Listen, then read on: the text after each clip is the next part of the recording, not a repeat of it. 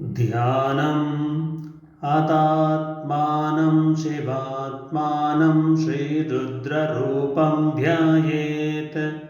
शुद्धस्फटिकसङ्काशं त्रिनेत्रं पञ्चवक्त्रकं गङ्गाधरं दशभुजं सर्वाभरणभूषितं नीलग्रीवं शशाङ्काङ्गं नागयज्ञोपवीतिनम् व्याघ्रचर्मोत्तरीयञ्च वरेण्यमभयप्रदं कमण्डलवक्षसूत्राणां धारिणं शूलपाणिनं ज्वलन्तं पिङ्गलजटं शिखामध्योतधारिणं वृषस्कन्दसमारूढम् उमादेहार्धधारिणम् अमृतेनाप्लुतं मृष्टं दिव्यभोगसमन्वितम् दिग्देवतासमायुक्तं सुरासुरनमस्कृतं नित्यं च शाश्वतं शुद्धं ध्रुवमक्षरमव्ययं